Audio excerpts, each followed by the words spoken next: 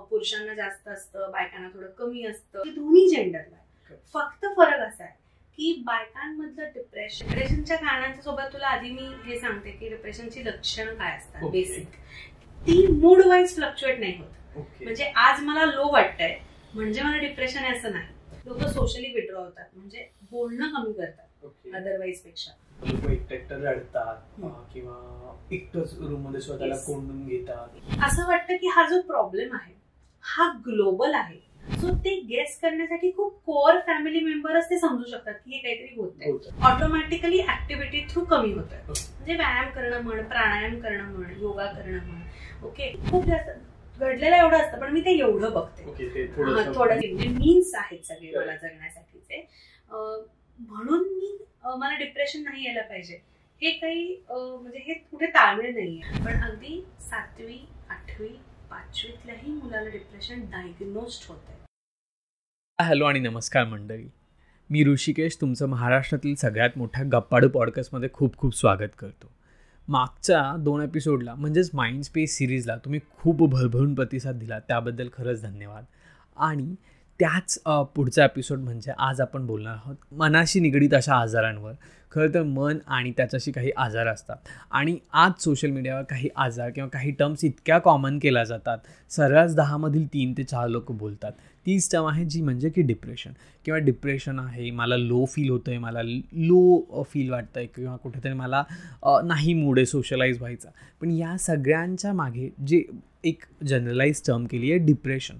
मग ती डिप्रेशन म्हणजे नेमकं काय असतं, त्याच्यानंतर डिप्रेशन कसं येतं, डिप्रेशनची काही कारणं आहेत का, त्याची काही लक्षणं आहेत का, त्याच्यासाठी कुठला आहार घेतला पाहिजे, कुठल्या व्यायाम गोष्टी केल्या पाहिजेत, या सगळ्या गोष्टींची आज आपण चर्चा करणार आहोत. आणि पुन्हा एकदा आज आपल्यासोबत आहेत विनया गोरे मॅम, ज्या की जवळपास गेली 8 वर्ष या क्षेत्रामध्ये कार्यरत आहेत. त्यांचा आत्मन या स्टुडिओसुद्धा किंवा आत्मन स्टुडिओच्या त्या फाउंडरही आहेत. तर चला वेळ न दवडता गप्पांना सुरुवात करूया आणि डिप्रेशनशी रिलेटेड असणारे किंवा जे काही प्रश्न आहेत ते सगळे जाणून घेऊयात. त्याचबरोबर आपण इंस्टाग्राम थ्रूही काही प्रश्न विचारले होते किंवा काही प्रश्न आले होते, तेही आपण आपल्या पॉडकास्टमध्ये इन्क्लूड केलेत. तर पॉडकास्ट संपूर्ण बघायला विसरू नका. धन्यवाद. नमस्कार. हॅलो. हाय, कशी आहेस? जरा आता मागचा तुमचा रिस्पॉन्स बघून मला जाणवतंय की ओके, गोष्टी लोकांना कळतायत, लोकांना पटतायत किंवा आहे लोकांना याच्याबद्दल अवेअरनेस हवा आहे. तर जसं आता मी बोललो की मला डिप्रेशन या विषयावर तुझ्याशी बोलायचं किंवा हा विषय जाणून घ्यायचा आहे. कारण बऱ्याचदा चर्चेमध्ये होतं किंवा ऑफिसमध्ये बोलताना जाणता रे थोडंसं डिप्रेस फील होतं, मग कोणाकडून जाणता रे डिप्रेशन येतंय असं वाटतंय किंवा वेगवेगळे विचार येतात. तर मला जाणून घ्यायला आवडेल की एक्झॅक्टली डिप्रेशन काय असतं बुवा. सगळ्यात महत्वाचं मला हे सांगायला आवडेल की डिप्रेशन हे जेवढं जनरलाइज आणि नॉर्मलाइज केलंय आपण तेवढं ते नाहीये. म्हणजे आपण ना डिप्रेशन नॉर्मलाइज किंवा जनरलाइज केलंय, ते शब्द जनरलाइज केलाय. ओके, म्हणजे डिप्रेशन म्हटल्यानंतर आपल्याला सॅडनेस आणि डिप्रेशन मधला फरक आपण कुठेतरी घालवलाय किंवा त्याच्या आपल्याला तो शब्द माहिती झालेला असल्यामुळे त्याची ग्रॅव्हिटी कमी झाली आपली. मुळात असं आहे की डिप्रेशन म्हणजे आता तू मला सांग की समजा तुझी एखाद्या तुझ्या मित्रासोबत तुझा वाद झाला, ओके, किंवा तुला कामाच्या ठिकाणी बॉस काहीतरी बोलले किंवा कलिग्स मध्ये काहीतरी इश्यूज झाले, तर त्याच्यावरनं तुला वाईट वाटलं, सॅड वाटलं, हर्ट झालं, तर that is not depression. Okay, किंवा असं म्हणू शकतो आपण की घरी काही वाद झालेत आणि त्याच्यावरनं सॅड वाटलं, that is not depression. Okay, depression ही खूप सेन्सिटिव्ह आणि प्रचंड गांभीर्याने घेतली पाहिजे अशी गोष्ट आहे. सो जसं मी म्हटलं की सॅडनेस ही वेगळी गोष्ट आहे की जे प्रत्येक माणूस फील करतो, कारण आपण माणूस होतो. सो सॅड हे फिलिंग येणार, हर्ट हे फिलिंग येणार. पण डिप्रेशन हे त्याच्यापेक्षा 2 स्टेप पुढे आहे. ओके, सो आता डिप्रेशन काय आहे 2 वाक्यात तुला मी फक्त एक्सप्लेन करते. डिप्रेशन ही एक स्टेट आहे. स्टेटचा अर्थ होतो की ती लॉंगर टाइम साठी चालणारी गोष्ट आहे आणि ती मूड वाईज फ्लक्च्युएट नाही होत. म्हणजे आज मला लो वाटतंय म्हणजे मला डिप्रेशन आहे असं नाही. लो वाटणं, मूड डाऊन असणं ही एक नॉर्मल एक्सपिरियन्स आपण करू शकतो, पण तो थोड्या वेळासाठी असतो, 1 दिवस 2 दिवस, त्याच्यानंतर ते जातं, आपण परत नॉर्मलला येतो. That is not depression. पण मग आता जसं तू सांगत होतीस तर मूड चेंज होतो किंवा मग ह्या ज्या गोष्टी, तर मग डिप्रेशनची काय कारणं असू शकतात बुवा? कारण आजकाल सर्रास ऐकायला मिळतं ना, आज लो मूड आहे, हाय मूड आहे, आज थोडंसं बेटर नाही वाटत आहे, मूड स्विंग्स होत आहे, हो. तेव्हा काय कारण असू शकतं डिप्रेशन? ओके, सो डिप्रेशनच्या कारणांच्या सोबत तुला आधी मी हे सांगते की डिप्रेशनची लक्षणं काय असतात. Okay. बेसिक की एक म्हणजे कॉन्स्टंट लो मूड. आता कॉन्स्टंट या शब्दाचा अर्थ असा आहे 1 महिना, 2 महिना, 3 महिने, 6 महिने आणि त्याच्यापेक्षा जास्त. Okay, so that much constant low mood. Interest आधी ज्या गोष्टींमध्ये वाटत होता त्या गोष्टींमध्ये आता वाटत नाहीये. कॉन्सन्ट्रेशन प्रॉब्लेम, सतत असं इरिटेटेड असणं, सोशली विड्रॉन म्हणजे लोकांना भेटायला नको वाटणं, बोलायला नको वाटणं, प्रॉब्लेम असेल तरी शेअर नाही करायचं वाटणं आणि सतत negative self talk. Okay, so म्हणजे माझ्या डोक्यात जे विचार येत आहेत ते सतत येत आहेत, ते सतत फिरत राहत आहेत आणि तेच निगेटिव्हच आहेत. ह्या काही मेजर लक्षणं आहेत. आणि डिप्रेशन ही एक अम्ब्रेला टर्म आहे. ओके, त्याच्यात जेव्हा आपण सायकोलॉजिकल डिसऑर्डर म्हणतो तेव्हा त्याच्यात बऱ्याच शेड्स येतात. सो याची अजून एक अम्ब्रेला टर्म आम्ही युज करतो म्हणजे मूड डिसऑर्डर्स, की मूडशी रिलेटेड जे डिसऑर्डर आहेत ते. सो डिप्रेशन मध्ये एक आहे क्लिनिकल डिप्रेशन की ज्याचे काही पॅरामीटर्स वेगळे आहेत. त्याच्यानंतर एक आहे की खूप लॉंग टर्म चालणारे डिप्रेशन्स असतात, 2-3 वर्ष. त्याच्यानंतर बायपोलर डिसऑर्डर सारखे मूड डिसऑर्डर येतात. सो त्याच्या शेड्स खूप वेगवेगळे आहेत. पण कॉमनली असं की आपल्याला लोकांना जस्ट अवेअरनेस द्यायचा आहे, आपल्याला त्याची ग्रॅव्हिटी पोहोचवायची. सो डिप्रेशनचे हे बेसिक लक्षण आहे.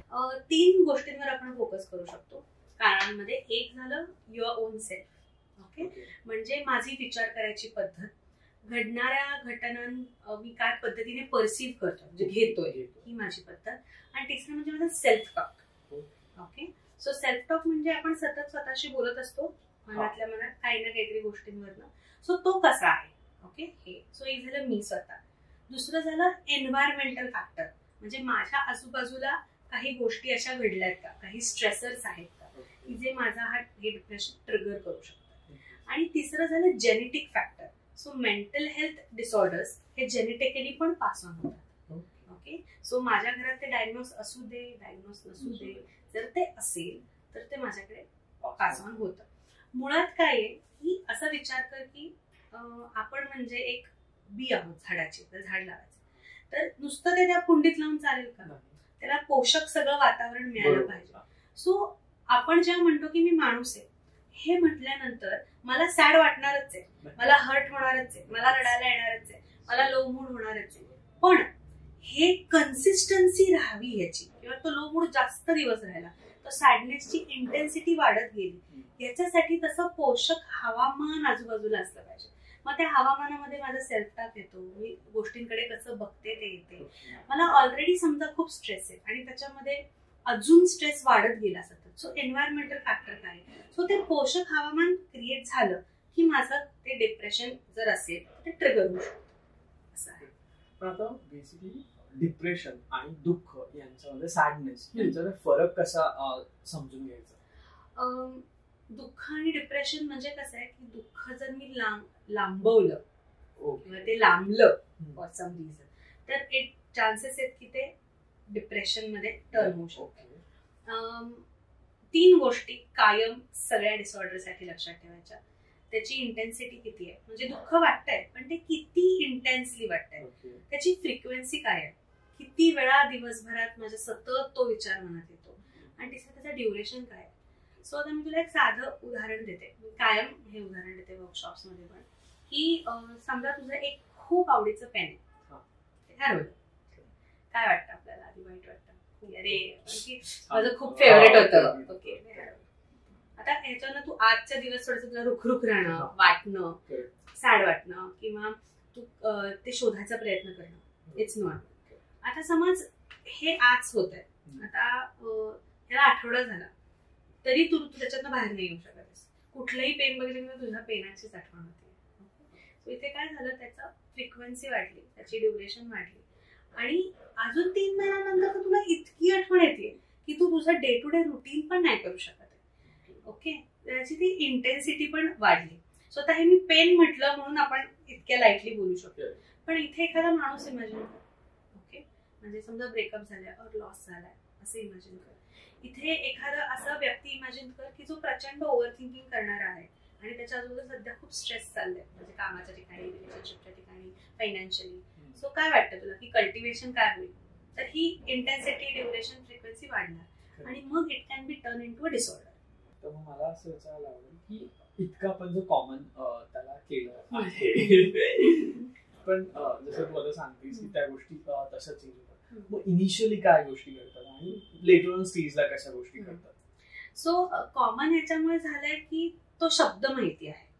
ओके म्हणजे आता कसं आहे ना, प्रॉब्लेम एवढाच आहे की आपल्याला मेंटल हेल्थ च्या आजारांबद्दल, मानसिक आजारांबद्दल गांभीर्य नाहीये तेवढं. त्यामुळे हेच जर आपण कॅन्सर म्हणालो तर आपल्याला काय गांभीर्य कळत नाही का त्या गोष्टीचं? कळतं. पण डिप्रेशन म्हटल्यावर कळत नाही, कारण ते फक्त मला शब्द माहितीये की डिप्रेशन असं काहीतरी आहे. सो मुळात मला ते काय माहित नाही, त्याची ग्रॅव्हिटी माहिती. इनिशियलीचे लक्षणं हीच असतात की कॉन्सन्ट्रेशनचा प्रॉब्लेम येतो, सतत निगेटिव्ह विचार येतात किंवा ते विचार तेच फिरत राहतात. तू एक टर्म ऐकली असेल तर आपण म्हणतो बघ की गाय चारा रवंथ करते, असं शिकलोय आपण, बरोबर? रवंथ म्हणजे इंग्लिशमध्ये रुमिनेशन. सो तसे ते विचारांचं रवंथ होतं. आणि मग एक असं आपण इमॅजिन करूयात की तो जो विचार आहे तो निगेटिव्ह आहे किंवा तो त्रास देणारा आहे, तो पेन देणारा विचार आहे, आणि त्याच्यावर मी रवंथ करत राहिली तर काय होईल?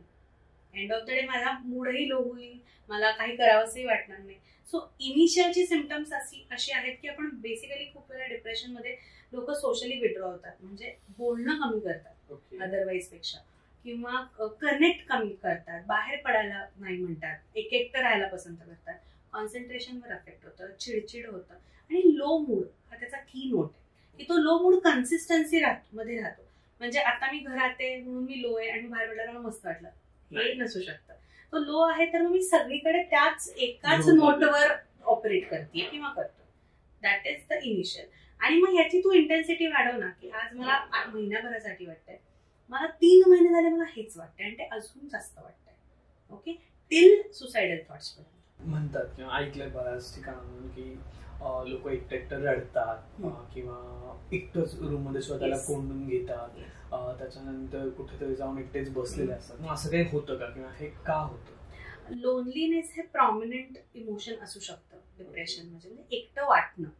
ह्याला खूप कारण असू शकतात, असं एक कुठलं कारण पिन पॉईंट नाही करू शकत की याच्यामुळे एकटं वाटतंय, पण खूप गोष्टी असतात. आणि मुळात हे की त्या विचारांमधनं बाहेर पडणं खूप कठीण असतं तेव्हा, म्हणजे ते जे सतत विचार येत असतात आणि जे निगेटिव्ह सेल्फ टॉक आहे सतत की मला म्हणजे मी युजलेस आहे, माझ्याकडनं काही होणार नाहीये, मला हे जमणारच नाहीये, ह्या विचारांमधून बाहेर पडणं खूप डिफिकल्ट असतं. दुसरं एक अजून कॉमन साईन जे मी आतापर्यंत क्लायंटमध्ये बघितलेलं आहे की असं वाटतं की हा जो प्रॉब्लेम आहे हा ग्लोबल आहे आणि हा स्टेबल आहे. ग्लोबल म्हणजे हा माझ्या सगळ्या आयुष्यावर अफेक्ट केलाय, कदाचित तेवढं नसते केलेलं पण वाटतं तेव्हा, आणि ते वाटणं भयानक स्ट्रॉंग असतं. म्हणजे ते त्या कंडिशनमध्ये आपण कोणी जसं तोडून स्वतः बाहेर येणं असं नाही होत. ते ग्लोबल आहे असं वाटतं आणि ते स्टेबल आहे, म्हणजे हा प्रॉब्लेम कधीच नाही बदलणार, म्हणजे there is no ending of this issue. आणि मग तिथून ते सुसायडल थॉट जनरेट व्हायला सुरुवात होते. त्याची एक्स्ट्रीम जी केस आहे ती तिथून सुरू होते. बऱ्याचच बोलता सेल्फ टॉक बोलली, तर ती टर्म कशी एक्झॅक्टली तुमच्या ह्याच्यामध्ये किंवा सायंटिफिकल लँग्वेज मध्ये असते आणि त्याला अपोज म्हणजे पॉझिटिव्ह सेल्फ टॉक कशी करायला पाहिजे? सेल्फ टॉकचा मुद्दा असा आहे की जे आपण स्वतःशी बोलतो, बरोबर, साधी, त्याच्यात काही खूप वेगळं हे नाही, माझं माझ्याशी असलेलं बोलणं, कॉन्व्हर्सेशन कसं आहे. आता ह्याच्यामध्ये एक मुद्दा काय माहितीये का की थोडासा स्वभावाचा भाग ह्याच्यात येतो, की जर माझा मुळातच स्वभाव चिंता करण्याचा आहे, काळजी करण्याचा आहे, और घडलेल्या गोष्टींमध्ये पहिल्यांदा मला चूक दिसते किंवा जे नाहीये ते दिसतं. ओके, हा आपल्या विचारांचा भाग असतो, परसेप्शन ज्याला आपण म्हणतो. ते जर असेल तर तो सेल्फ टॉक अशा काही ट्रिगरिंग पॉइंट मध्ये जे आपण मगाशी बोललो त्याच्यामुळे तो अजून निगेटिव्ह होतो. सो पॉझिटिव्ह सेल्फ टॉक कसा करावा ह्याच्यापेक्षा ते परसेप्शन आपलं कसं असलं पाहिजे ह्याच्यावर काम करता येऊ शकतं. कारण हे बघ, मी आज तू मला भेटलास आणि तू म्हणालास तुला लो वाटतंय वगैरे, मी तुला 4 पॉइंटर्स सांगितले की अरे तू असा विचार कर, हा प्रॉब्लेम सुटेल, आपण बाहेर पडू, आम्ही ये वगैरे, पण ह्याच्याने तुझं परसेप्शन नाही बदलणार आहे आयुष्याकडे बघायचं, कारण तुझा तो पॅटर्न काही गेले अनेक वर्ष तयार झालेला आहे. सो त्याच्यावरच काम करायला लागतं. सो पॉझिटिव्ह सेल्फ टॉक म्हणण्यापेक्षा असं म्हण की हेल्दी सेल्फ टॉक असतो, आपला कायम असतो, जो अदरवाईज आपल्याला जेव्हा जेव्हा चॅलेंजिंग सिच्युएशन मध्ये आपल्याला अडखळून धडपडू देत नाही, और धडपडलं तरी उभं करतो, तो हेल्दी सेल्फ टॉक असतो. पण डिप्रेशनमुळे स्पेसिफिकली त्याचा कुठेही आजूबाजूला नामोनिशाण नसतो, तो पूर्णपणे अनहेल्दी असतो, खूप जास्त ब्लेम करणार असतो स्वतःला आणि पर्सनलाइज करून घेतो आपण गोष्टी डिप्रेशनमध्ये. म्हणजे हे जे काही होते ते माझ्यामुळे होते आणि मोस्टली वाईटच गोष्टी. पण मग आता डिप्रेशनची अवस्था आहे त्याला प्रतिसाद कसा द्यावा, as a person, as a family, as a extended family, friend? सगळ्यात महत्वाचं म्हणजे तर ती लक्षणं आपल्याला माहिती पाहिजे किंवा त्या माणसामध्ये होणाऱ्या बदलांकडे थोडं लक्ष असलं पाहिजे आपलं, की मुळात कसं आहे आणि आता काय होतंय. लक्षात आल्यानंतर मला असं वाटतं की डिप्रेशन ही गोष्ट अशी आहे की जितक्या लवकर लक्षात येईल तितक्या लवकर मदत घ्यायला त्या माणसाला प्रेरित करावं. म्हणजे तुम्ही ऍज अ फॅमिली म्हणून त्याला सपोर्ट देऊ शकता, त्याच्याशी बोलू शकता, पण जर असं वाटतंय की समोरचा व्यक्ती नाही ओपन अप होते और त्याचा त्रास कमी नाही होते, तर अशा वेळेला अजिबात वेळ न दडवता आपण लवकरात लवकर त्यांना मदत दिली पाहिजे. कारण असं आहे की जर ती स्टेज तशी जेवढी जास्त ड्रॅग होईल, जेवढी जास्त वाढेल ती टाइम टू टाइम, तेवढं त्याच्यातनं मग सुसायडल थॉट्स किंवा ते टोकाचे विचारांमध्ये जाण्याच्या गोष्टी जास्त होतात. आणि डिप्रेशनचा एक असा पण आहे की people can maintain this balance, की नाही दाखवायचं मी डिप्रेस्ड आहे, असंही होऊ शकतं.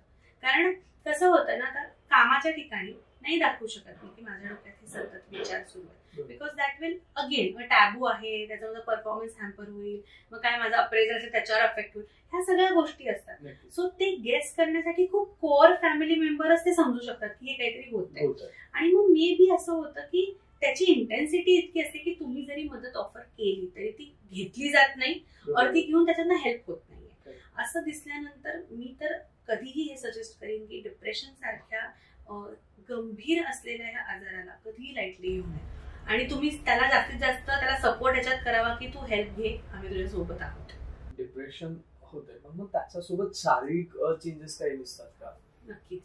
तसं आपण पहिल्यांदा जेव्हा बोललो होतो मेंटल हेल्थ, मानसिक स्वास्थ्याबद्दल, तेव्हा मी तुला सांगितलं होतं की शरीर आणि मन ह्या दोन गोष्टी सेमच आहेत, त्या काही वेगळ्या नाही. झोप न लागणं किंवा खूप झोप येणं हे डिप्रेशनचं कारण, म्हणजे त्याचा इफेक्ट असू शकतो की जो आपल्याला अफेक्ट दिसतो मेजरली.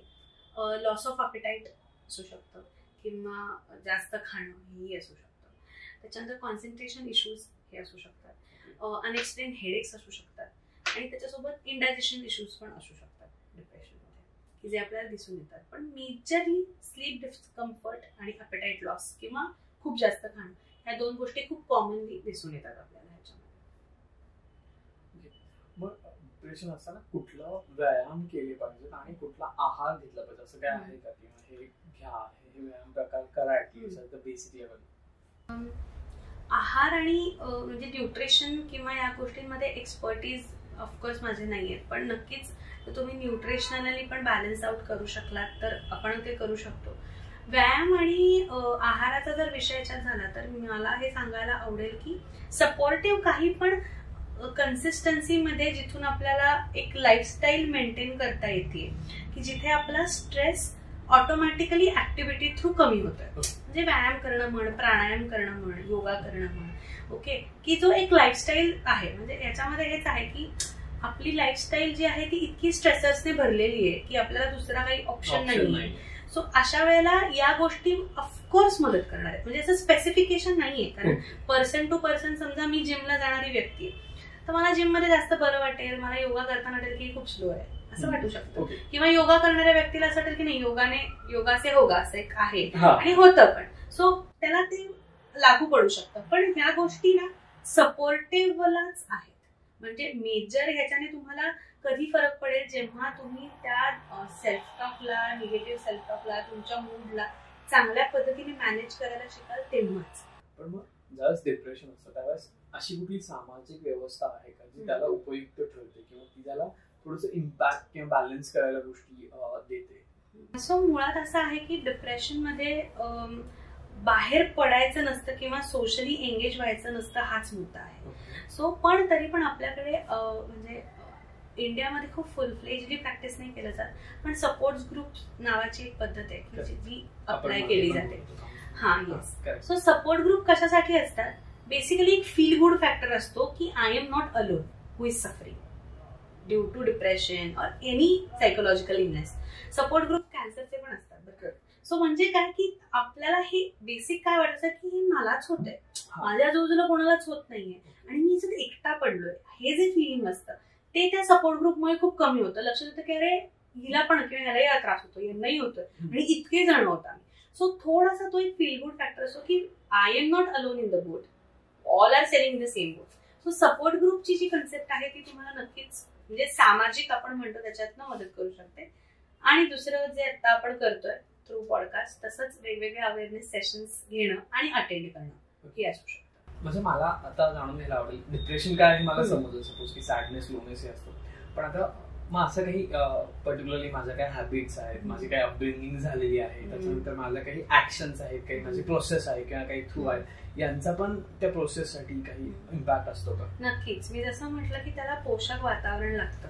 म्हणजे कारण आपण माणूस असल्यामुळे आपण असं नाही म्हणू शकत की मला सॅडच नाही वाटलं पाहिजे, मला डिप्रेशन नाही येणार, असं नाही होऊ शकत आहे. मला सॅड वाटणार आहे. सो याचा अर्थ काय आहे, माझ्याकडे जेव्हा अशा अशा गोष्टी किंवा चॅलेंजिंग सिच्युएशन्स घडतात की जेव्हा मला माझा मॅक्सिमम ताण वाढलेला आहे, अशा वेळेला मी आजूबाजूला पोषक काय गोष्टी ठेवते.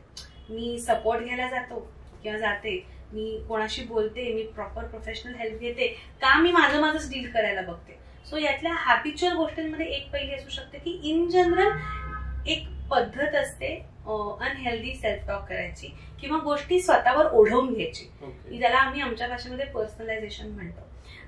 एका CBT नावाची एक थेरपी आहे, तर त्यांनी एक स्पेसिफिकेशन मध्ये एक थिंकिंग एरर्स असा एक शब्द काढलेला आहे. कॉग्निटिव्ह डिस्टॉर्शन पण म्हणतात त्याला, पण थिंकिंग एरर्स मला वाटते आपल्याला सगळ्यांना कळायला सोपं वाटेल. सो थिंकिंग एरर म्हणजे थॉट प्रोसेस मधले एरर. ओके, की जे असे काहीतरी स्पेसिफिक विचार करायची पद्धतच डिफॉल्ट सिस्टीम मध्ये आपल्या असते की त्यामुळे आपण त्या पद्धतीने विचार केल्यामुळे डिप्रेशन येऊ शकतं.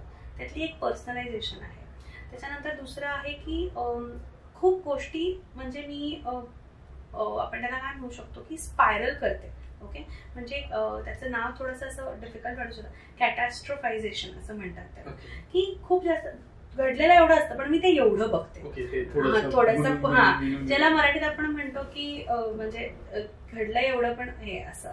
सो या गोष्टींना काय होतं की माझी अँझायटी त्याच्यामुळे वाढते आणि अँझायटीमध्ये पण ऑफकोर्स निगेटिव्हच विचार करतो, त्यामुळे माझी निगेटिव्ह थॉट प्रोसेस परत जनरेट होते आणि अगेन. सो असे काही आपले डिफॉल्ट थॉट प्रोसेसेस पण असू शकतात ज्याच्यामुळे डिप्रेशन येत आहे. आणि ऑफकोर्स असं एक्सपेक्टेशन नाही की ते स्वतःला कळावे, कारण आपण सगळेच त्याच्यातनं जात असतो.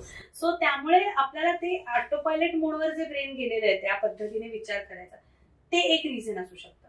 तिसरं रिझन असू शकतं की सततचं एक्सपोजर टू द थिंग्स की जे सतत काहीतरी निगेटिव्ह इम्पॅक्टफुल आणि स्ट्रेसच आहेत, हेही एक असू शकतं, म्हणजे एन्व्हायरमेंटल फॅक्टर. आणि तिसरं महत्वाचं असं होतं, तू चाइल्डहुड बद्दल बोललास. सो काही चाइल्डहुड मधल्या जर खूप ट्रॉमॅटिक गोष्टी असतील किंवा असे काही प्रसंग असतील की जे त्या लहान वयामध्ये मनावर त्याचा अतिशय जोरदार असा इम्बाईब म्हणजे छाप उमटलेली आहे आणि जी ऑफकोर्स निगेटिव्ह आहे, त्याच्यातनं पण ते पुढे जाऊन आयुष्यात तुमच्या कधी तसे काही ट्रिगर आले की जिथून ते काहीतरी प्रसंग अननोईंगली सरफेस लेवलवर यायला लागले, म्हणजे कॉन्शियस लेवलला यायला लागले, तर त्याच्यामुळे पण डिप्रेशन होऊ शकतं. रिसेंट केस आपण बघितली सुशांत सिंग राजपूत, असे कोणी व्यक्ती आहेत की जे सेट आहेत सपोज, कारण बऱ्याच असं होत ना की ओके फिल्म इंडस्ट्री आहे किंवा बिझनेसमॅन्स आहेत, त्यांचं तर सगळं लाईफ सेट असतं किंवा त्यांचं ऍटलीस्ट सगळ्या गोष्टी सेट असतात. मग अशा लोकांमुळे हे शब्द खूप कॉमनाइज झालेत का? किंवा एक दुसरं आपण म्हणू शकतो की सगळं जर आहे तरी डिप्रेशन येऊ शकतं का? म्हणजे दोन्ही वेज मध्ये I would like to get answer. किंवा आता बऱ्याचदा सोशल मीडियामध्ये असं पण होतं ना, शो ऑफ करायची आपल्याला सवय लागते, मग तो कुठेतरी कमी झाला म्हणून पण येऊ शकतो. मला असं वाटतं की दोन्ही गोष्टींची मी आन्सर देऊ शकते तुला. एक म्हणजे की सगळं आहे, म्हणजे मटेरियलिस्टिकली सगळं आहे. ओके, म्हणजे मीन्स आहेत सगळे मला जगण्यासाठीचे, म्हणून मला डिप्रेशन नाही यायला पाहिजे हे काही म्हणजे हे कुठे ताळमेळ नाहीये. पण बऱ्याच असं बोललं जातं ना की in case you are in family आणि तुमच्याकडे वेल आहात, म्हणजे मिडल क्लास आहात, लोअर मिडल क्लास आहात किंवा तुम्ही सुखरूप आहात अशा घरात आहात, ते बोलतात तुझ्याकडे तर सगळं आहे, मग तुला काय. एक्झॅक्टली. कारण माझ्याकडे जरी सगळं असलं तरी माझ्या जो म्हणजे डिप्रेशन किंवा जो इमोशनल माझी इन्स्टॅबिलिटी आहे ती कशानेही ट्रिगर होऊ शकते. सो तू जे आता म्हणतोस ना की मोठे मोठे लोक व्यक्ती असतात की जे आपल्याला असं वाटतं की अरे हे तर सुखी असतील. सो सुख ही जी गोष्ट आहे ना हे आयुष्याच्या मिनिंग सोबत जोडलेलं आहे. Okay, they are not related two means. म्हणजे आपल्याला असं वाटतं की आयफोन आल्यानंतर मला छान वाटेल, पण it is not just about iPhone आल्यानंतर जे फिलिंग ऑफ सुपेरिटी फील होतं ते फिलिंगमुळे छान वाटत असतं. सो याचा अर्थ काय आहे की जरी माझ्याकडे गोष्टी चांगल्या असतील पण तरी पण माझे असे काही इश्यूज आहेत. ओके, कारण इश्यूज कोणाला नसतात, त्यांच्या लेवलवर सगळ्यांना असतात. आपल्याला वाटतं ऍक्टिंग करणं किती सोपं आहे, पण आता आपण जेव्हा पॉडकास्ट शूट करण्यावर कळतं की किती सेटअप करायला.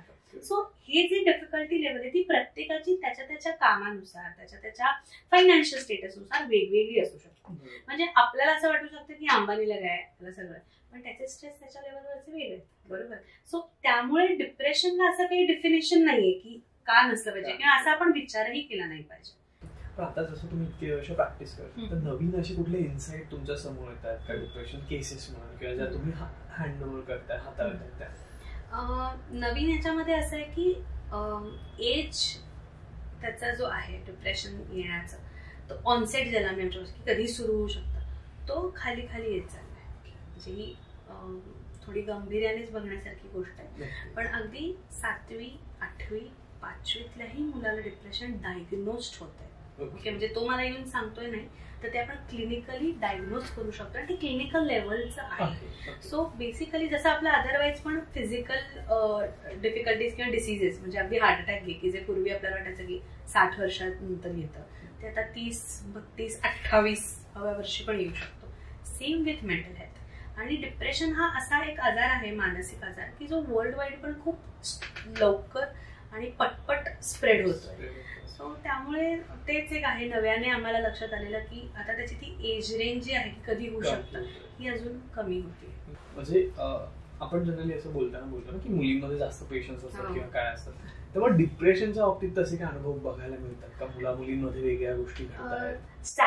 स्टॅटिस्टिकली थोडासा डिफरन्स आहे, नाही असं नाहीये, पण मी अगदी असे पिनपॉइंटेड पॉइंट नाही काढणार कारण मला पुन्हा हे सांगायला आवडेल की हे जेंडर वाईज नाहीये. बरोबर. ओके, आता असं आहे की एकाच फॅमिली मधले आपण उदाहरण घेऊ, एक मुलगा आहे एक मुलगी आहे, सेम फॅमिली इश्यूज आहेत दोघांना. नेसेसरी आहे का की ती मुलगी म्हणून तिला डिप्रेशन येईल किंवा तो मुलगा आहे म्हणून त्याला येणार नाही? असं नाही, काही होऊ शकतं. So end of the day on what thing it's depend on how you are perceiving the stress आणि तुमची अबिलिटी किती छान आहे त्याला फेस करायची, अडॅप्टेबिलिटी किती आहे त्याला फेस करायची. ओके, सो स्टॅटिस्टिकली आहे त्याच्यामध्ये स्टॅटिस्टिक्स वेगळं बोलतात, जे सांगतात की पुरुषांना जास्त असतं, बायकांना थोडं कमी असतं किंवा बायकांना एज रेंज प्रमाणे पण काही वेळेला जास्त येतं आणि हे. पण मुद्दा असा आहे की दोन्ही जेंडरला आहे. फक्त फरक असा आहे की बायकांमधलं डिप्रेशन हे पटकन नोटीस होतं कारण in general females are more emotionally outspoken आणि जे आपल्या सोसायटल कल्चरमध्ये पण ऍक्सेप्ट केलेलं आहे की एखादी बाई ढसाढसा रडतीये तर आपल्याला काही वाटत नाही, म्हणजे वाईट वाटतं पण असं वाटत नाही की का रडते. पण इफ तीच गोष्ट रिस्ट्रिक्ट झाली आहे पुरुषांसाठी, सो तो कितीही डिप्रेस्ड असेल, त्याला कितीही ओव्हरवेल्म इथपर्यंत आलेला असेल, तो नाही नाव एक्सप्रेस करत आहे. सो ते खूप वेळा अननोटिस्ड जातं पुरुषांमध्ये, हे व्हायचे चान्सेस जास्त आहेत. पण आता डिप्रेशन झाल्यानंतर की बाहेर पडण्यासाठी काय उपाय आहेत किंवा थेरपी जसं आपण बोललो किंवा 2-3 थेरपीची नावं सांगितली, पण अदर दॅन अजून काही आहेत का? जर खूप क्रॉनिक असेल, क्रॉनिक याचा अर्थ जुनं आणि खूप वर्षांचं किंवा त्याची इंटेन्सिटी खूप असेल की जिथे तुम्हाला अगदी सुसायडल थॉट येतात किंवा सुसाईड अटेम्प्ट पण केलेले आहेत, अशा वेळेला आपल्याला खूप वेळेला ती मेडिसिनचा आधार घ्यायला लागतो. कारण डिप्रेशन हे फक्त सायकोलॉजिकल चेंजेस नाही करत, ते फिजिओलॉजिकल चेंजेस पण करतं. म्हणजे आपल्या ब्रेनमध्ये काही ठराविक असे पार्ट्स आहेत की जे इमोशन्ससाठी लागणारे काही हार्मोन्स आणि केमिकल्स आणि न्यूरोट्रान्समीटर रिलीज करत असतात. ओके, सो त्याची लेवल पण कमी जास्त होते. ओके, सो अशा वेळेला मेडिसिन्स तुम्हाला ते स्टेबलाइज करायला मदत करतात की जिथे तुमच्यामध्ये सिम्पटमॅटिक रिलीफ मिळतो आपल्याला त्याच्याने. सो मेडिसिन ही एक पहिली गोष्ट असू शकते. आता ती लागेल का नाही लागणार हे त्याच्या इंटेन्सिटीवर, त्याच्या त्रासावर, सगळ्यावर डिपेंड करतं आणि ते आपल्याला असेस करता येतं का? तो हो, सायकोलॉजिकल टेस्टिंग्स असतात, सायकोलॉजिकल इव्हॅल्युएशन असतं, त्याच्यावर आपण ते असेस करून ठरवू शकतो. आणि दुसरं म्हणजे सायकोलॉजिकल काउन्सिलिंग, आणि तिसरं सगळ्यात महत्वाचं म्हणजे फॅमिली सपोर्ट की जो पाहिजे. म्हणजे आता मध्यंतरी मी एक रील बघितली होती की बॉटलमध्ये पूर्ण गढूळ पाणी भरलंय आणि वरून वेगवेगळ्या सिस्टीम पाणी टाकतात आणि ऍट द एंड ते खूप क्लिअर झालं. म्हणजे नक्कीच की तेवढा सपोर्ट गरजेचा आहे. पण आता एक मला 2 क्वेश्चन प्रकर्षाने विचारायला आवडतील की डिप्रेशन समजून घेण्यासाठी किंवा त्या फेज मधून जात असताना काही पुस्तकं आहेत का किंवा काही गोष्टी आहेत का ज्या सपोर्ट करतील तुम्हाला, किंवा अवेअरनेस साठी सुद्धा जर काही पुस्तकं आहेत का? मराठीमध्ये मला असं वाटतं की अच्युत गोडबोलेंचं मनात म्हणून पुस्तक आहे. ते जनरलच मनात नावच आहे. तर सायकोलॉजिकल डिसऑर्डर्सवर आणि काही थेरपीज बद्दल त्यांनी छान एक्सप्लेन केलंय, इन्फॉर्मेटिव्हली एक्सप्लेन केलेलं आहे. तुम्हाला जर असं हवं असेल की थेरपी कशी काम करते किंवा कशी ती प्रोसेस होते किंवा कसं त्याच्यामध्ये आपल्याला चांगलं वाटू शकतं, तर maybe I should talk to someone हे एक आहे बुक. तर त्याचा मी डिटेल्स लेखकाने तुला देईन, so you can add in to captions. आणि there are some self help books. पण मला सांगायला खूप आवडेल की सेल्फ हेल्प बुक्स हे थेरपी किंवा काउन्सिलिंगला रिप्लेस नाही करणार. ते फक्त इन्फॉर्मेशन साठी आहेत. कारण आता गुगलवर पण इन्फॉर्मेशन असते की DIY. किती जणांना DIY वाचून आपण सेम बनवतो नाही बनत, काहीतरी राहतं. सो याचा अर्थ काय की ते इन्फॉर्मेशन घेण्यासाठी पर्यंत ठीक आहे की मला माहिती पाहिजे डिप्रेशन काय आहे आजूबाजूला मदत करताना, किंवा मला होत असेल तर सेल्फ हेल्पसाठी. पण अदरवाईज ती गोष्ट आपल्याला लॉंग टर्म मध्ये मदत करेलच असं नाहीये. So they can't be replacing the therapy and medicines, but they can help you to be on the track, असं आहे. ओके, आता बुक्स नंतर आणि ऑलरेडी गिव्हन इन्फॉर्मेशन नंतर बऱ्याच लोकांना डिप्रेशन एक्झॅक्टली काय हे कळलं असेल. त्याचबरोबर तुम्हाला हा पॉडकास्ट कसा वाटला, त्याच्यानंतर तुम्हाला किंवा तुमच्या आजूबाजूला असे काही डिप्रेशन नाही म्हणणार मी, पण टेन्शन वाला किंवा चिंतावाल्या फील्स आहेत का हे आम्हाला कमेंटमध्ये सांगा. आणि अगेन मेंटल हेल्थ रिलेटेड काही इश्यूज किंवा काही गोष्टी तुम्हाला बोलायच्या जर बोलता येत नाही तर नक्कीच तुम्ही DM करू शकता किंवा कमेंटमध्ये घेऊ शकता. तुम्हाला प्रत्येक कमेंटवर आन्सर्स करायचा प्रयत्न करूयात. धन्यवाद. त्याचबरोबर तुम्ही जर गोराबेरी चॅनलवर नव्याने असाल तर चॅनलला सबस्क्राईब करायला विसरू नका, कारण ते फ्री असतं. त्याचबरोबर लाईक करा व्हिडिओ आणि तुमच्या एखाद्या मित्राला मैत्रिणीला हा व्हिडिओ नक्की शेअर करा ज्यांना या सिच्युएशनमधून जात आहेत किंवा तुम्हाला माहिती आहे की कुठेतरी ते या सगळ्याशी डील करायला थोडेसे कमी पडत आहेत. तर नक्कीच हा पॉडकास्ट त्यांच्यापर्यंत शेअर करा. आणि त्याचबरोबर तुम्हाला ही डिप्रेशन काय आहे किंवा आपल्या आईवडिलांपर्यंत किंवा सोसायटीपर्यंत स्प्रेड करायचं असेल तर हा पॉडकास्ट तुम्ही तुमच्या मित्रांना मैत्रिणींना शेअर करू शकता.